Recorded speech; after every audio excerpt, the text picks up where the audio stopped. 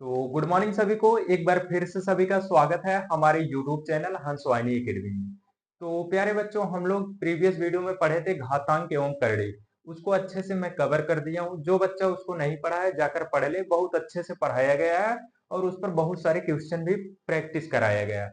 तो ये जो वीडियो है इसमें हम लोग पढ़ेंगे बहुपद एवं गुणनखंड, ठीक है, जिसको इंग्लिश में बोलते हैं पॉलिनोमियल एंड फैक्टर्स। उसको एकदम बेसिक से एडवांस तक पढ़ेंगे, क्योंकि ये जो चैप्टर है काफी इंपॉर्टेंट है। पॉलिटेक्निक एंट्रेंस एग्जाम में यहाँ से क्वेश्चन पूछे जाते हैं और आईआरटी में भी यहाँ से क्वेश्चन एक जरूर आता है। आईआरटी में, पॉलिटेक्निक में एक से दो पूछे जा सकते हैं। आईआरटी और पॉलिटेक्निक के लिए बहुत ही इंपॉर्टेंट है, ठीक है। तो इसको एकदम डिटेल में पढ़ेंगे, बेसिक से एडवांस तक चलेंगे, एकदम मजा आने वाला है, ठीक है। नए जोश नए एनर्जी के साथ नया चैप्टर स्टार्ट हो रहा है। और जो बच्चे नोट्स के लिए परेशान हो रहे थे, नोट्स हम बना रहे हैं एकदम बढ़िया से, ठीक है। सेलेक्टेड क्वेश्चन है उसमें, जो भी क्वेश्चन लगभग 2000 प्लस क्वेश्चन दिए जाएंगे उसमें, ठीक है। तो मतलब अच्छी खासी नोट्स है, उससे पढ़ लोगे, ठीक है। वन लाइनर नोट्स होने वाला है, ठीक है। एक लाइन पढ़ लो, एक क्वेश्चन आपका तैयार हो जाएगा, ये जान लो। इतना शॉर्ट नोट्स और इम्पोर्टेंट इंपॉर्टेंट चीजें उसमें दी गई हैं जो पेपर की दृष्टि से बहुत ही इंपॉर्टेंट। उसको पढ़ लोगे, कन्फर्म है आपका सिलेक्शन हो जाएगा। तो चलो इसको स्टार्ट करते हैं, ठीक है। और हाँ, जो बच्चे नए आ रहे हैं वो चैनल को सब्सक्राइब कर लें। अगर वीडियो पसंद आए तो लाइक जरूर करना, ठीक है। सबसे पहले बहुपद एवं गुणनखंड समझने से पहले थोड़ा सा हम लोग पीछे आते हैं। सबसे पहले हम लोग समझते हैं चर क्या होता है, अचर क्या होता है। चर, चर इसको इंग्लिश में बोलते हैं वेरिएबल। वेरिएबल ये क्या होता है? ये जो होता है जिसका मान बदलता है, ठीक है। और जो अचर होता है, एक होता है आपका अचर, इसको इंग्लिश में कांस्टेंट बोलते हैं, कांस्टेंट, ठीक है। और इसमें क्या होता है, जिसका मान नहीं बदलता है, नहीं बदलता है। इसको अभी अच्छे से समझा रहे हैं, एग्जाम्पल के माध्यम से एकदम बढ़िया से समझाएं। जिसका मान बदलता है, मान बदलने का मतलब ये होता है कि वो परिवर्तनशील रहता है। जैसे यहाँ पर आपका जो हो जाएगा एक्स वाई जेड, ठीक है, ऐसे ऐसे जितने हमें हमारे अल्फाबेटिक है वो सब हो जाएंगे। और जो हमारा कांस्टेंट अचर जो होता है, जिसकी फिक्स वैल्यू होती है, जैसे 1 2 3 4 5, ठीक है। अगर हम यहाँ पर उत्तर प्रदेश में है, अगर 4 को हम दिल्ली में लेकर जाएंगे तब भी वो 4 रहेगा, ठीक है। अगर हम इसको नेपाल में ले जाएंगे तब भी 4 रहेगा। ये एक स्टैंडर्ड वैल्यू होती है जो बदलती नहीं है, इसका मान बदलता रहता है। एक एग्जाम्पल के माध्यम से समझते हैं। जैसे x प्लस वाई बराबर आपको दे दिया गया 30, और यहाँ पर 20 प्लस 10 दे दिया गया 30, ठीक है। ये जो है आपको 20 प्लस 30 जोड़ने पर ये आ रहा है 30। अगर हम यहाँ पर, ठीक है, ये हो सकता है 1 + 29 तब भी 30 हो सकता है, x का मान 1 हो सकता है, इसका 29 हो सकता है। या 2 + 28 भी हो सकता है, तब भी 30 होगा। इसका मान बदलता रहा है, या 1 हो सकता है, 2 हो सकता है, 29 हो सकता है, 5 हो सकता है, या 5 + 25 हो सकता है, ठीक है, तब भी 30 आएगा। या 15 + 15 भी हो सकता है, तब भी 30 आएगा। यानी कि इसका जो मान हो रहा है बदल रहा है, ठीक है। x और y का मान बदल रहा है। तो हम बोल सकते हैं कि जिसका मान बदलता है, ठीक है, बदलता है, उसको चर बोलते हैं। और जिसका मान नहीं बदलता, फिक्स वैल्यू होती है, उसको अचर बोलते हैं। ये जो हमारे न्यूमेरिक वैल्यू होते हैं वो होते हैं पूरा, ठीक है। समझ में उम्मीद करता हूं आ गया होगा, ठीक है। अब देखो, थोड़ा बहुपद पे आते हैं हम लोग। बहुपद क्या होता है, जिसको बोलते हैं पॉलिनोमियल।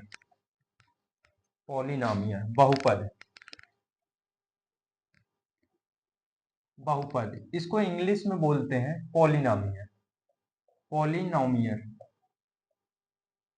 ठीक है। पॉलिनोमियल होता क्या है इसको समझते हैं। देखो, बहुपद का मतलब होता है जैसे जिसमें पद हमारे दिए गए हों, ठीक है। मतलब पद का मतलब समझो, ठीक है, और इसमें जैसे एग्जाम्पल के माध्यम से मैं ज्यादा बेहतर आप लोग को समझा पाऊंगा, आप लोग को समझ में आ जाएगा एकदम। अभी आगे और बहुत सारी चीजें हैं, इस पर बहुत सारा डिस्कशन होगा बहुपद पे। देखो जैसे अगर लिख दिया जाए, हालांकि बहुपद को हम लोग px से डिनोट करते हैं। p मतलब पॉलिनोमियल, x बदल भी सकता है, y भी हो सकता है, z भी हो सकता है, कुछ भी हो सकता है, जनरली इसको इसी से डिनोट करते हैं। मान लो कोई दिया गया है 2x+3, ठीक है, ये कोई टर्म लिखा गया है, ठीक है। इसमें देखेंगे कि इसमें जो चर होती है, बहुपद है, ठीक है, उसमें एक चर होना जरूरी है, ठीक है, एक चर रहना ही चाहिए आपका। तो देखो जैसे बहुपद में क्या होगा, इसमें चर की घात देखेंगे। बहुपद में जो चर की घात होती है, चर की घात, चर की घात, चर की घात पूर्ण संख्या हो, पूर्ण संख्या हो, अगर चर की घात पूर्ण संख्या हो, पूर्ण संख्या क्या समझते हो पूर्ण संख्या से? आप लोगों ने कक्षा 7, 8, 9, 10 में पढ़ चुका होगा, कहीं तो जरूर पढ़ा होगा। पूर्ण संख्या ऐसी संख्या जिसमें हम लोग जीरो को भी शामिल कर लेते हैं, 0, 1, 2, 3, 4, 5, ऐसे डॉट डॉट डॉट, ये जो नंबर्स होते हैं ये मतलब पूर्ण पूर्ण संख्याएं हमारी होती है, ठीक है।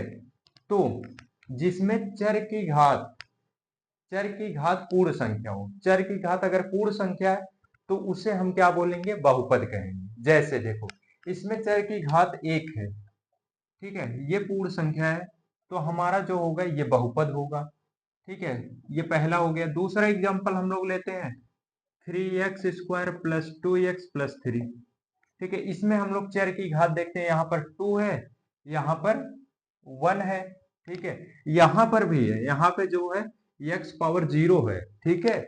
x⁻0 किसी भी अगर संख्या का जो पावर होता है, अगर 0 होता है तो उसकी वैल्यू 1 होती है, 1 से मल्टीप्लाई होगा 3 हो जाएगा, यहाँ पर छिपा होता है। तो देखो इसकी जो पावर है चर की, वो एक पूर्ण संख्या है, ठीक है, 0 हो सकता है, 1 हो सकता है, 2 हो सकता है, तो ये जो होगा हमारा बहुपद कहलाएगा, ठीक है। अगर इसी में देखो, अगर कुछ ऐसा लिख दिया 2x⁻1/2 प्लस √3x+4, क्या देखो ये बराबर 0 नहीं रहेगा बहुपद में, यही बहुपद और समीकरण में अभी अंतर भी बताएंगे आगे, ठीक है। ये देखो अगर ऐसा दे दिया जाए, ये बहुपद हमारा नहीं है, नो, ये बहुपद नहीं है, ये बहुपद है, ये भी बहुपद है हमारा, क्योंकि इसका जो पावर है हमारा वो 1/2 में हो जा रहा है, ठीक है, बटे में जा रहा है, ये रूट आ जा रहा है, तो ये हमारा जो होगा ये बहुपद नहीं होगा। देखो अगर बहुपद कब नहीं होगा, जैसे 1/2 आ गया, ठीक है, बटे में घात आ गई, ठीक है, 0.01 आ गया, 1.2 आ गया, पॉइंट में भी आ गया, तब भी बहुपद नहीं आएगा।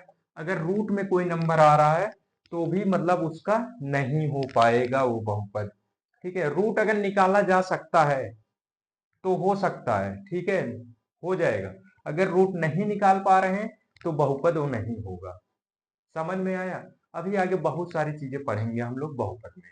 उम्मीद करते हैं कि इतनी चीजें आप लोग को समझ में आ गई होंगी। आ गई हो तो नोट करना चाहो तो इंपॉर्टेंट लगे तो नोट कर लो, ठीक है। चलो मिटाए।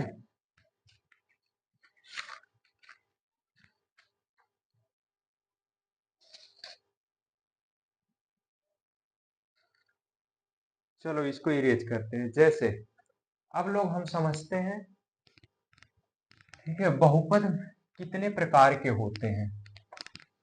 बहुपद देखो, बहुपद कई प्रकार के होते हैं। जैसे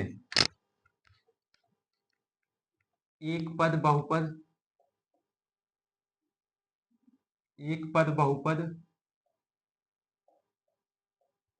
ठीक है, इसको बोलते हैं मोनोपोलिनोमियल, ठीक है। और दूसरा होता है द्विपद, द्विपद बहुपद,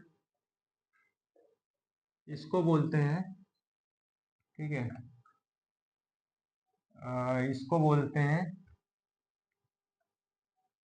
एक सेकेंड, इसकी इंग्लिश यार देखना पड़ेगा।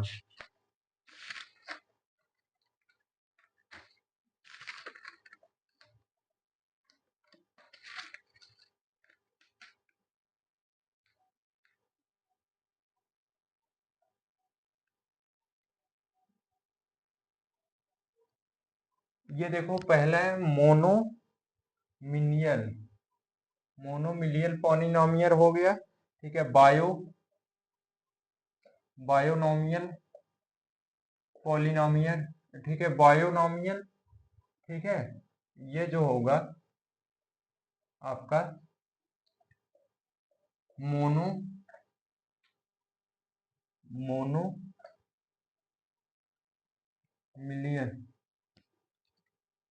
मोनोमिलियन और बायोनोमियल।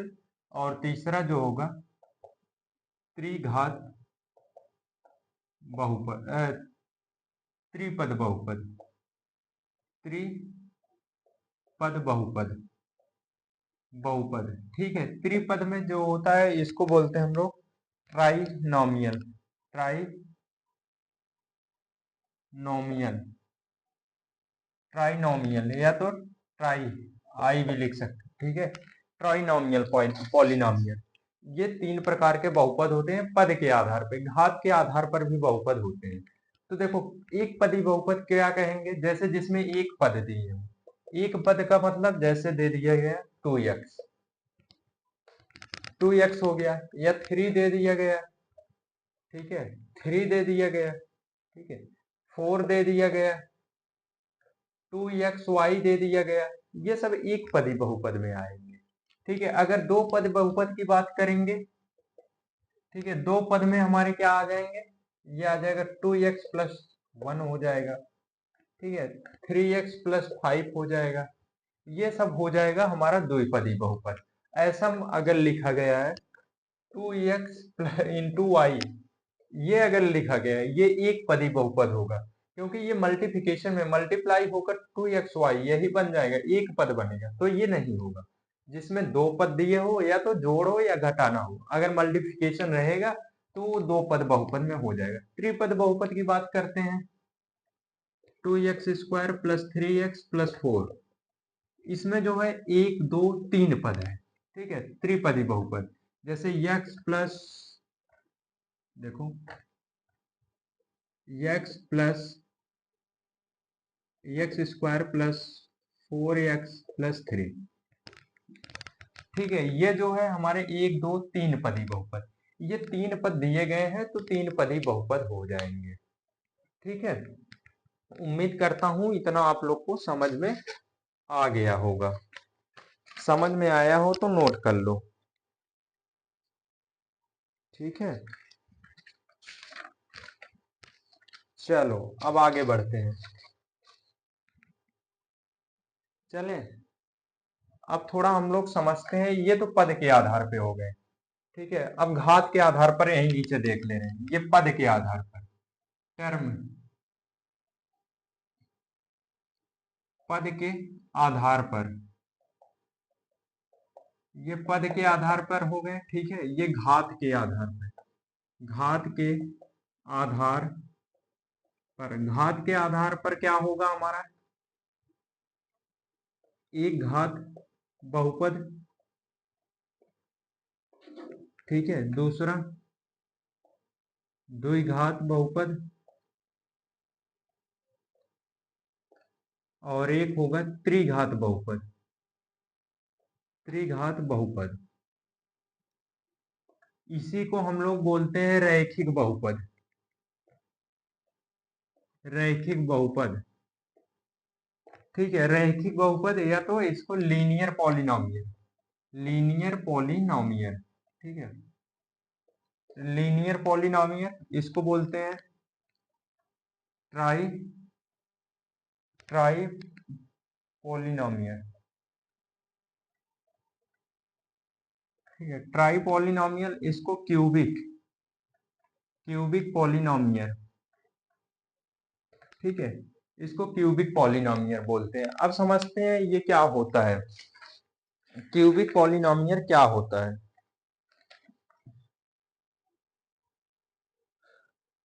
ठीक है, क्यूबिक पॉलिनोमियल, ट्राई को इसको लिख लो, इंग्लिश इसकी क्वाड्रेटिक, क्वाड्रेटिक पॉलिनोमियल, पॉलिनोमियल। ठीक है, समझ जाना, quadratic polynomial, linear polynomial, cubic polynomial. Quadratic एक पद बहुपद का मतलब जिसकी घात एक हो। जैसे समझो इसमें दे दिया जाए x प्लस 4 दे दिया जाए, ठीक है। x प्लस 4 अगर दे दिया जाए तो ये हमारा एक पदी बहुपद हो जाएगा क्योंकि इसकी घात एक है। समझ में आया। अगर द्विपदी बहुपद अगर देखा जाए, दो पदी बहुपद में क्या हो जाएगा 2x² प्लस 3, ये द्विपदी बहुपद क्योंकि इसमें चर की अधिकतम घात हम लोग देखते हैं। चर की जो अधिकतम घात होती है उसी को लेते हैं। जैसे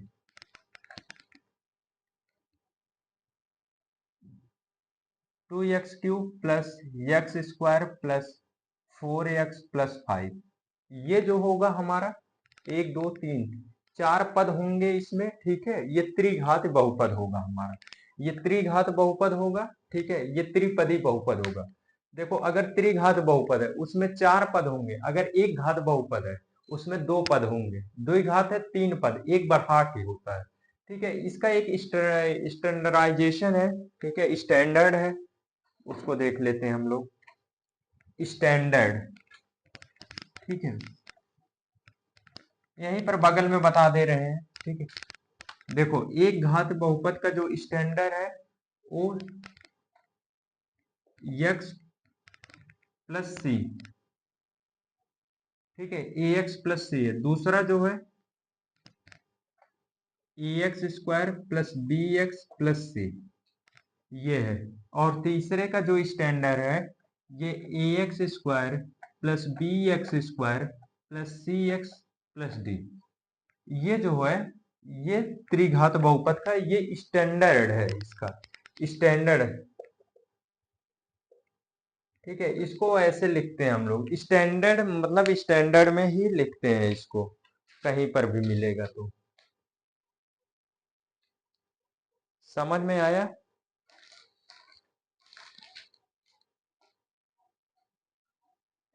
इसका स्टैंडर्ड हो गया, ठीक है। आगे चलो चलते हैं अब।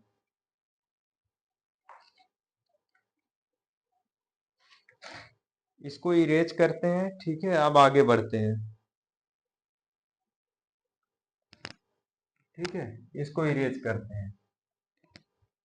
ये ध्यान देना यहाँ पर ax रहेगा, ठीक है, ax प्लस b रहेगा, ठीक है, ये रहेगा एक घाती बहुपद में। द्विघाती में ये हो जाएगा, त्रिघाती में ये हो जाएगा। यहाँ पर पावर 3 रहेगा, ठीक है। ये इसका स्टैंडर्ड होगा, ठीक है। समझ में आया हो तो नोट करते चलो साथ साथ।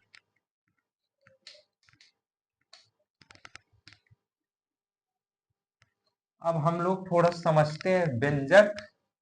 एक बहुपद, बहुपद बहुपद इसको पॉलिनोमियल बोलते हैं, और एक होता है व्यंजक, इसको एक्सपेंशन एक्सपेंशन बोलते हैं, और एक होता है हमारा समीकरण, इसको इक्वेशन इक्वेशन बोलते हैं, ठीक है। इसमें अंतर देखते हैं। बहुत सारे बच्चे जो होते हैं इसमें कंफ्यूज रहते हैं, इसमें अंतर क्या।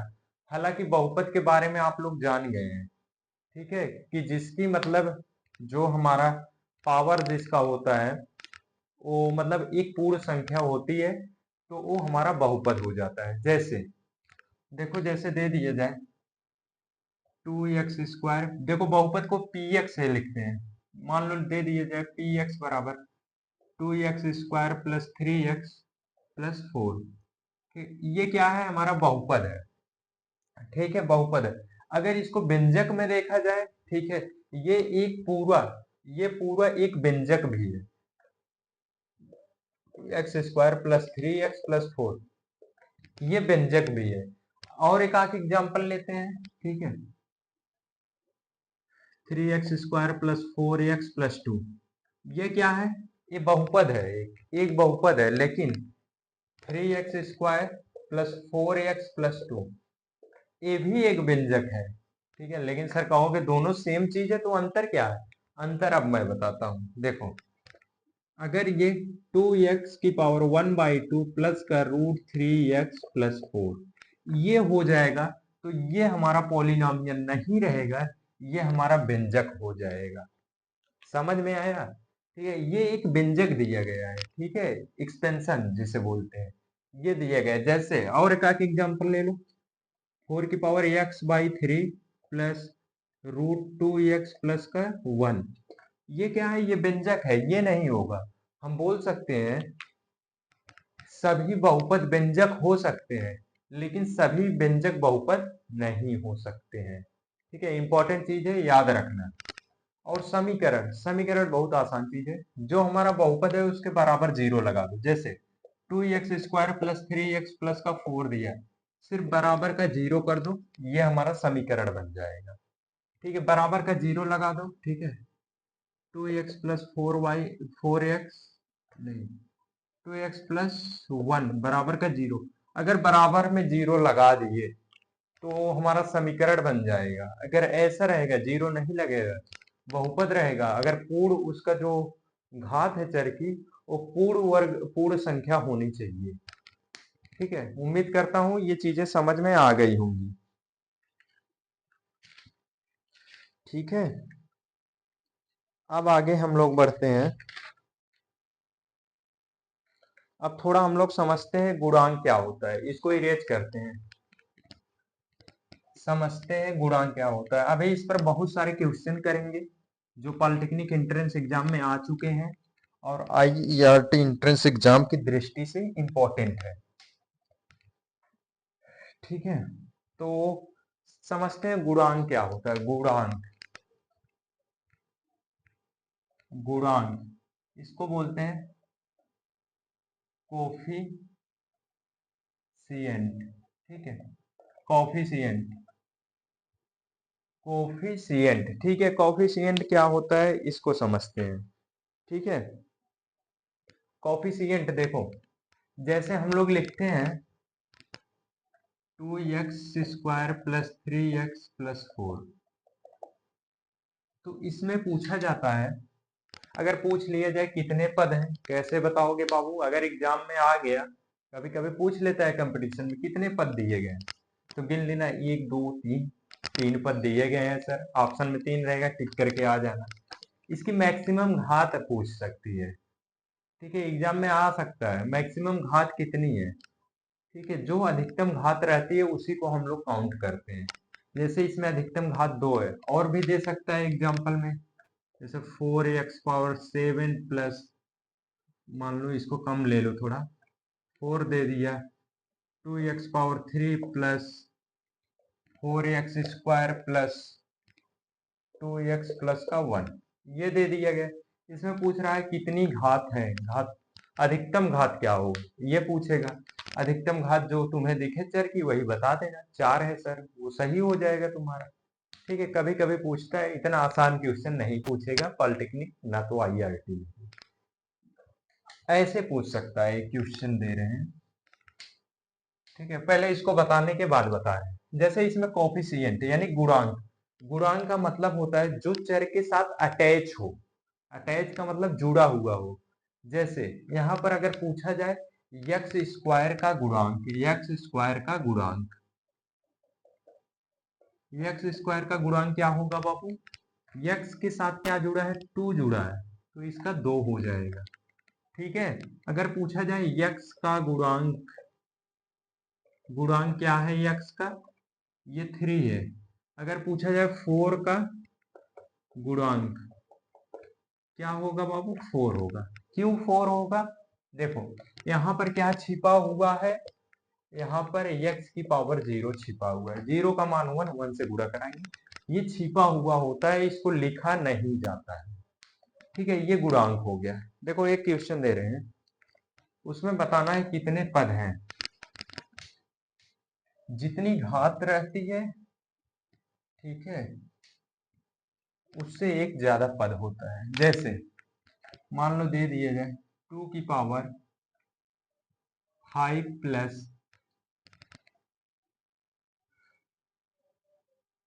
पावर प्लस 6 x की पावर 3 प्लस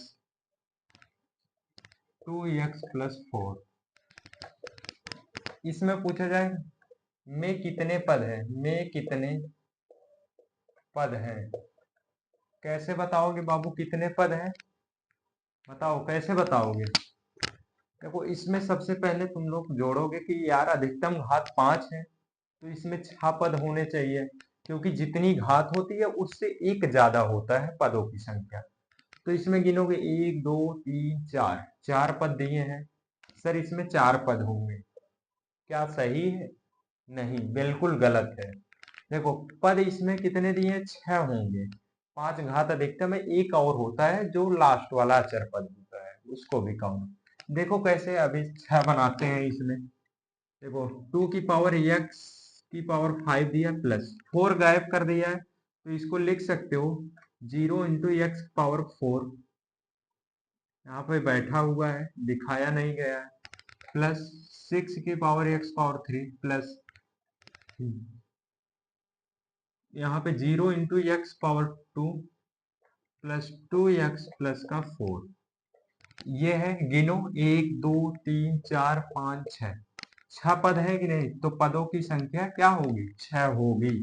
ये छिपा हुआ है, भले इसका मान 0 है, लेकिन ये छिपा हुआ है। जो घात होती है एक क्रम में होती है इसकी, ठीक है? जैसे A X square plus B X plus C ऐसे आता है। अगर कोई स्क्वायर में है, फिर उसके बाद मान लो 5 है, फिर 4 होगा, फिर 3 होगा, फिर 2, ऐसे एक सिस्टमैटिक इसका बना हुआ है। ठीक है, समझ में आ गया होगा, उम्मीद करते हैं। चलो आगे बढ़े अब।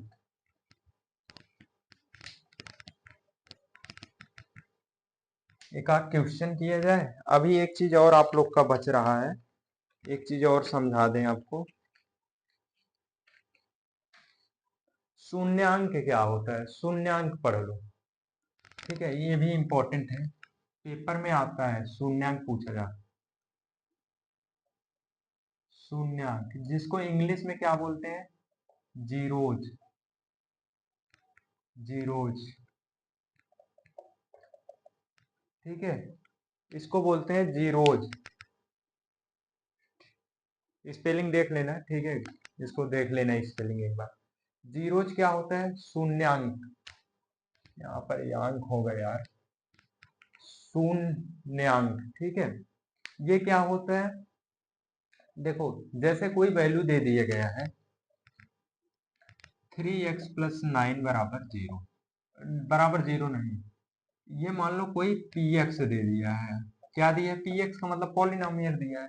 तो पूछा जा रहा है का शून्यांक होगा, का शून्यांक, शून्यांक होगा। कैसे बताओगे शून्यांक?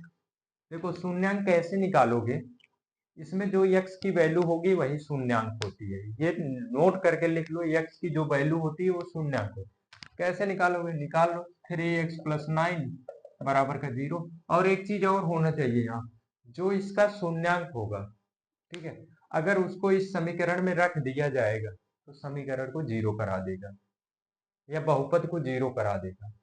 ठीक है, चाहे तो इसको जोड़ के निकाल सकते हो, या तो जोड़ने में तुम्हें बहुत टाइम लग जाएगा, जल्दी दिमाग में आएगा नहीं, सॉल्व करके निकाल लेना। देखो 3x, 9 को उधर भेजो, माइनस का 9 हो गया, 3x बराबर 3 को उधर भेज दो, x upon minus 9 divided by 3, x बराबर 3 3 का 9 माइनस का 3। ये माइनस का जो 3 हुआ वो इस समीकरण को पूरा विभाजित कर देगा। कैसे करेगा आइए देखते हैं। जैसे 3x प्लस 9, ये किसका वैल्यू? px बहुपद दिया है, ठीक है। अगर हम इसमें इतना रख दे रहे हैं 3 इंटू माइनस 3 प्लस का 9 हो जा रहा है, 3 3 का 9 माइनस का 9 प्लस का 9 कट के 0 आ गया। अगर शून्यांक होगा किसी बहुपद का तो ये क्या करेगा? इसको समीकरण को 0 करा देगा, या बहुपद, समीकरण नहीं बहुपद बोलेंगे, ये जो होगा बहुपद को 0 करा देगा। ठीक है, उम्मीद करते हैं कि आप लोग को यहाँ तक समझ में आया है। ठीक है, और एक लेते हैं। एक चीज ध्यान देना, जितनी उसकी घात रहेगी किसी भी बहुपद की, नोट कर लो, ध्यान से सुन लो, इंपॉर्टेंट चीज, किसी बहुपद की जितनी घात होती है उसके उतने शून्यांक होते हैं। जैसे अब हम लोग द्विघात का एक निकालते हैं, द्विघातीय बहुपद लिखते हैं, द्विघातीय बहुपद। जैसे देखो द्विघातीय बहुपद ले रहे हैं कोई, मान लो 2x square plus 5x plus का 6 बरा, ये बहुपद है, ठीक है, का शून्यांक ज्ञात कीजिए, ज्ञात कीजिए। अगर ऐसा आ जाएगा कि इसके शून्यांक होंगे, देखो जितनी पावर होगी उसके उतने शून्यांक होंगे। जैसे अभी ये जान लो, एकदम बेसिक चीजें हैं इसकी, ये पढ़ोगे फिर अगले वीडियो में थोड़ा सा और एडवांस में पढ़ेंगे। मूलों का योग क्या होता है, मूलों का गुणनखंड क्या होता है, अगर मूल दिए गए हैं या जीरोज शून्यांक दे दिया गया है, समीकरण कैसे फाइंड, बहुत बड़ा टॉपिक है ये।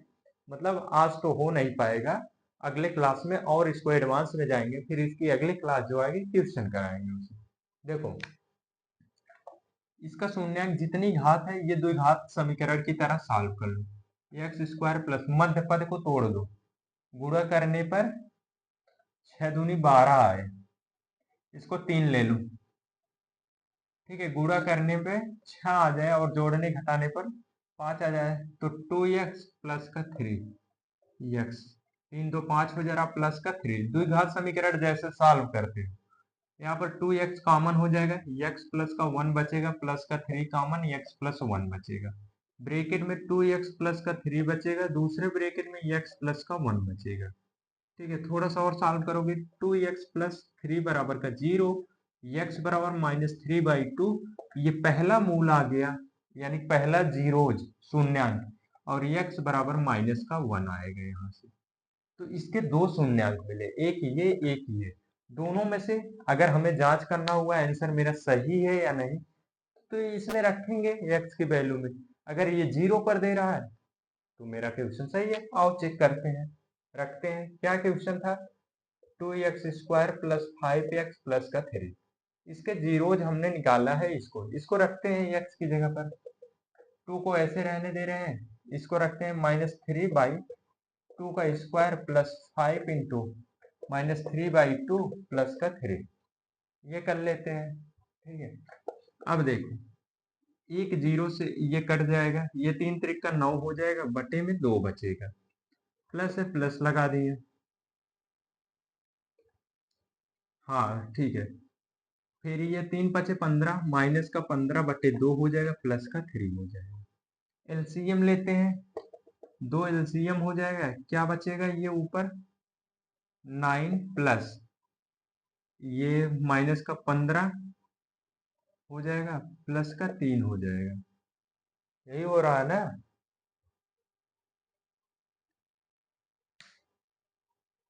9 प्लस का 3,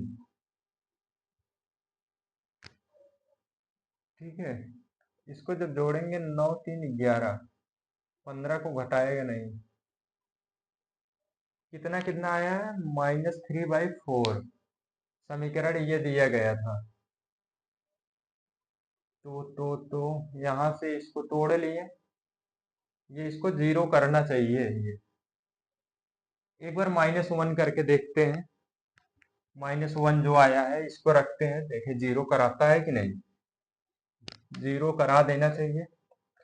2x square plus 5x plus का 3, यहाँ पर 2 माइनस का 1 का स्क्वायर कर दिए, 5 इंटू माइनस का 1 प्लस का 3, करा ले रहे हैं, 1 प्लस में हो जाएगा 2 प्लस, यहाँ पर माइनस का 5 हो जाएगा, गुणा होगा माइनस में, माइनस का 5 प्लस का 3, ये 3 2 5 हो जाएगा, 5 माइनस 5 बराबर 0, 0 करा दे रहा है पहला मूल, ठीक है।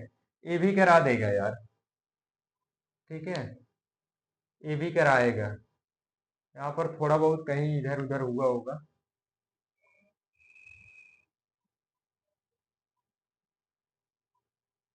यहाँ पर इसको तोड़ लिए, ठीक है, 3 दूना 6, 3 दूना 6 एक्स स्क्वायर आ रहा है, यहाँ पर 2x कॉमन हो गया, क्या बचा है, x प्लस 1 बचा, प्लस का 3x प्लस 1, अगर 2x प्लस 3 हो गया, x प्लस 1, ठीक है। यहाँ से ये निकाल लेंगे, ये आ गया, एक बार रख के देखते हैं फिर से, 0 करा देना चाहिए, ये 0 करा रहा है, पहला तो सही है हमारा, ठीक है। एक बार फिर से लगाते हैं इसको,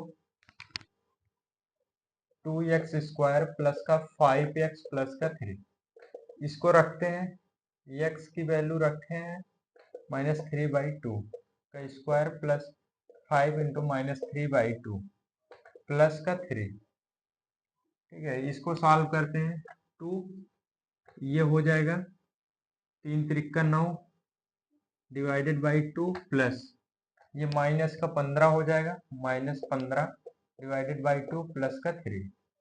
दो दो कैंसिल आउट, क्या बचेगा 9 -15/2 प्लस का 3।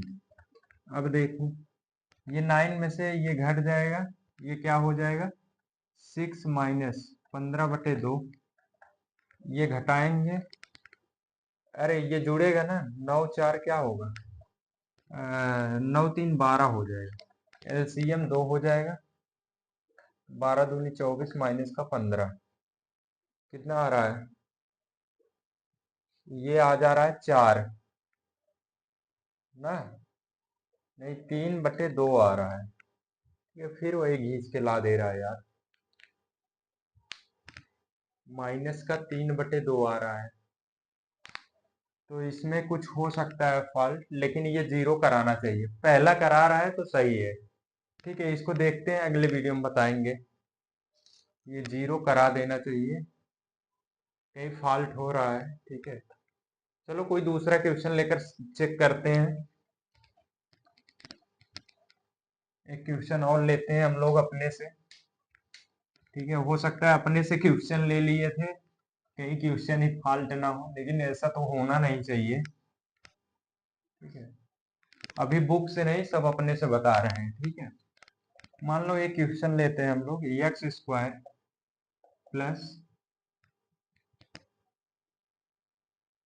प्लस का यही 5x ले लेते हैं प्लस का 6। ठीक है, सॉल्व करते हैं इसको। का में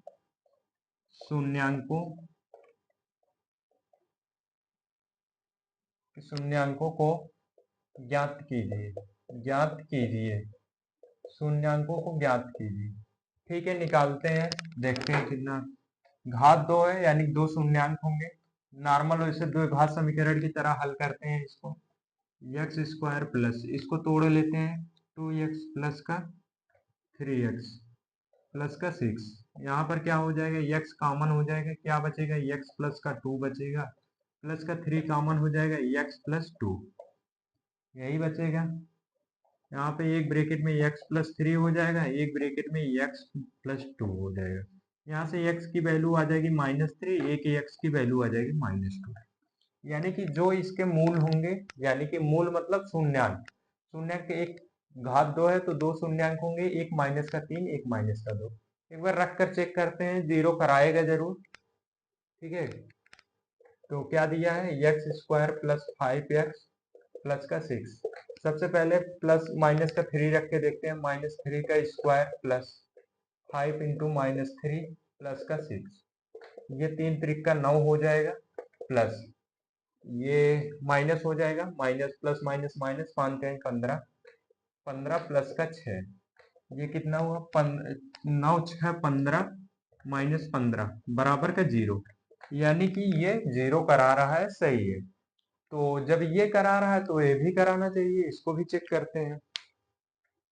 ठीक है, अगर दिए गए बहुपद का वो शून्यांक होगा तो उसको 0 करा देगा। यहाँ से अब -3 रखे थे, अब एक बार हम -2 रख के चेक करते हैं, देखो क्या देता है। -2 जब रखेंगे यहाँ पे, -2 का स्क्वायर प्लस 5 इंटू -2 प्लस का 6। इसको सॉल्व करेंगे आगे, 2 2 जब 4 हो जाएगा, माइनस माइनस प्लस, प्लस का 4 माइनस हो जाएगा, माइनस का 10 प्लस का 6, 6 4 10 हो जाएगा, -10, 10 -10 बराबर का 0। यानी कि ये सेटिस्फाई कर रहा है, दो जो हमारे दोनों शून्य आए हैं इसको 0 कर रहे हैं, तो दिए गए बहुपद के ये दोनों शून्य होंगे। देखो पिछले क्वेश्चन में हो सकता है उसमें कुछ फॉल्ट रहा हो, क्योंकि मैं रैंडम उठाया था, अपने से लिया था, तो कुछ प्रॉब्लम हो सकता है उसमें, इसलिए आंसर नहीं मैच कर रहा था। ठीक है, तो ये शून्यांक के बारे में हो गया है। ठीक है, अब अगला जो वीडियो आएगा उसमें पढ़ेंगे मूलों का, जो हमारा जो शून्यांक है, ये देखो दो शून्यांक जो हमारे होते हैं। एक सेकेंड, एक चीज और थोड़ा सा बता दें, हल्का सा हिंट देंगे, इसको कल पूरा बताएंगे। ठीक है, ये मार्कर चल नहीं रहा है, दूसरे मार्कर से मैं थोड़ा सा बता दे रहा हूँ। देखो जैसे हमारा होता है, ठीक है, A X square plus B X plus C बराबर ये होता है। ठीक है, बराबर का जीरो लगाएंगे तो समीकरण बन जाएगा। तो एक अल्फा प्लस बीटा होता है। ठीक है, अल्फा अल्फा जो होता है वो शून्यांक होता है, बीटा भी शून्यांक होता है, द्विघात समीकरण। ये जो होता है माइनस बी बाई ये होता है, अल्फा इंटू बीटा जो होता है सी बाई ये होता है। ऐसे द्विघात समीकरण का निकालेंगे हम लोग, फिर त्रिघात समीकरण का भी देखेंगे। तो इसके लिए नेक्स्ट पार्ट आएगा हमारा। आज के वीडियो के लिए बस इतना ही। ठीक है, कल के वीडियो में मिलते हैं, अच्छे से पढ़ेंगे हम लोग कल। कल काफी एडवांस में थोड़ा बढ़ाएंगे। ठीक है, और कुछ क्वेश्चन भी सॉल्व करेंगे। आपको ऐसे नॉर्मली बता दिया हूँ, ठीक है, बेसिक चीजें। ठीक है, अगर पसंद आया हो तो वीडियो लाइक जरूर करें, नए हो तो चैनल को सब्सक्राइब करो। चलो ठीक है, चलते हैं सभी को, बाय बाय, टेक केयर, अपना ध्यान देना, पढ़ाई लिखाई जारी रखना।